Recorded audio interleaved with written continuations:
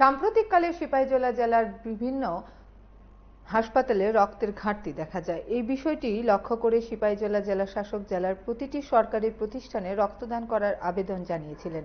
তারই পরিপ্রেক্ষিতে পূর্ত দফতরের নির্বাহী বাস্তুকার সোনামুড়া ডিভিশনের উদ্যোগে অনুষ্ঠিত হয় রক্তদান শিবির। শিবিরে ডিভিশনের অন্তর্গত কাঁঠালিয়া, বক্সনগর, মেলাঘর এবং সোনামুড়া অফিসের কর্মী এবং বিভিন্ন এজেন্সির কর্মকর্তারা রক্তদান করেন। সংবাদ মাধ্যমকে প্রতিক্রিয়া দিতে গিয়ে এদিনের এই কর্মসূচি নিয়ে বিস্তারিতভাবে কি অভিমত ব্যক্ত করেছেন শুনুন। রক্তের কিছু ক্রাইসিস চলছিল, এর জন্য ডিএম থ্রুতে আমাদেরকে একটা সার্কুলার জারি করা হয়েছিল রক্ত প্রত্যেকটা লাইন ডিপার্টমেন্ট থেকে যাতে দেওয়া হয়।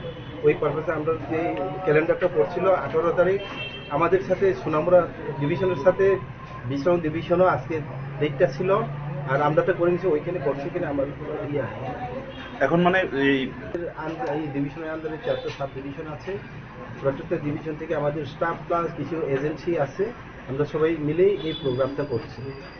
মানে কিরকম সাড়া দেখতে পাচ্ছেন?